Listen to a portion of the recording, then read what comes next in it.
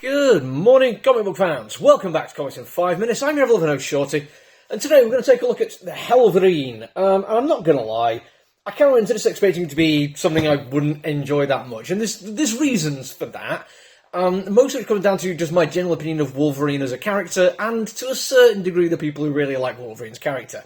Around these parts we generally refer to him in the derogatory way of Stabby McKnife-Fists. And that's pretty much all I seem to really get from what he is. I mean, yeah, don't get me wrong, he's got the healing factor and a long history and stuff like that, but pretty much all the extra dressing that gets thrown over the Logan character seems to fall into one of two camps. Number one, he stabs people with his knife fists in ways which are way cooler and more interesting and shiny.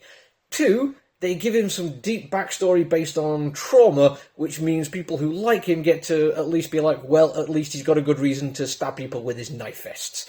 That seems to be, and don't get me wrong, I know those are broad strokes, but because I really find the character interesting, I've never really gone out of my way to look into that much about him. Don't get me wrong, I've read stuff like The Year One and The Old Man Logan, and back when I was in my late teens and early 20s, I read quite a lot of Wolverine and X-Men kind of stuff, and I really liked him in the X-Men 97 show. It's not that I hate the character, I just don't think there's ever a real good reason to do much with him, because the thing most people seem to like about him is he stabs people with his knife fists really cool. So I was ready to just be like, well, this is a silly thing based on that thing that happened a while ago where they made him some spirit of vengeance, and it felt like it was a cool thing to stick in a comic book, and I can see why the value of it absolutely shot up, because it is a cool thing to do. But I wasn't really expecting much in terms of, like, something that's going to grab hold of me. But I should have paid more attention, because Percy's writing it, and it's the guy who's been doing Ghost Rider for a while now. And I've got to be honest, I absolutely love his Ghost Rider. It is spectacular. It's got a really nice, chunky, grindhouse kind of feel to it. Every single issue, there's just more gore and splatter paint all over everything, and I absolutely love it. And the characters are actually kind of cool. They're building up some interesting things. They do some bad guy of the week kind of stories every once in a while, but he does it well, and it's always interesting. It's always fun as well. Like, it's so ridiculous, it's over the top, that you have to enjoy it for what it is. You can't take it that seriously. But if you want to, there is some, like, depth to it in there as well. So, he's doing it, I'm like, yeah, okay. This actually gives me a chance to, like, engage in it on a way which I thought would be a little bit more interesting than just Stabby McKnife-Fists. But when I opened the first page, I was still a little bit like, oh, okay, because it's very much Marvel art style. And I've said before, I don't really criticise it because it is that, but I think there are lazy ways of doing it and interesting ways of doing it. This one, it looked like just a little bit middle of the road, but very, very well done, but didn't really do too much with it. And then I started paying attention a little bit more, and realised how deep and rich the colouring was in here as well. How much they were willing to throw, like, very thick ink lines on stuff and leaning into the shadow play, so much so that even at points when we have flames burning on the page, what we get more is the richness of the shadows that they have been cast and the deep colours, because it's a red, an orange flame rather than a yellow one.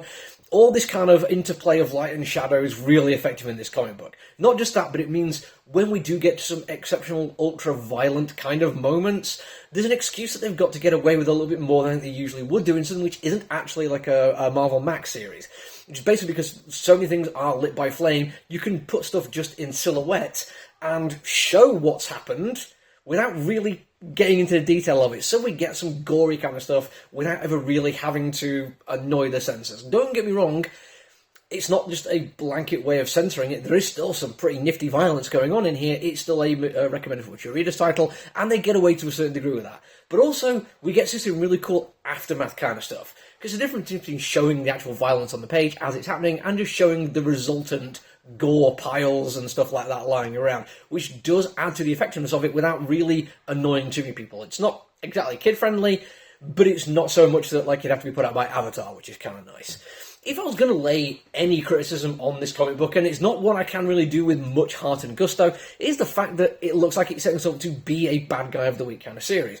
We end up with Wolverine with some spirit, demonic thing in him, going after bad guys, and he basically gets hired by some government organisation to go after some very specific bad guys, but it does kind of give a list of who they are and how many they are, which means in the future it could just be each issue dealing with one of these things. I think that that is a lazy way that they could go, and I don't think they will, because I do have more faith in Percy for it, and I know good bad guy of the week stories can work really effectively. I mean, Orphan and the Five Beasts was. I thought it was going to be that, and it wasn't. It was something different and immaculate and beautiful as a result of it. So I am intrigued. I am going to see where it goes. I'm hoping that my worst expectations, already being laid asunder by just this one issue, are going to be continually torn apart in interesting and visceral ways. That's it for me for now. I might have one more to review this week, but there's really not that much out that's new and not tied into Marvel's Blood Hunt. If you do want to make sure you see everything else, make sure you do the social media thing wherever you've seen this, just so you don't miss anything else. Until I see you all again, though, look after each other, everyone. Stay safe. Bye!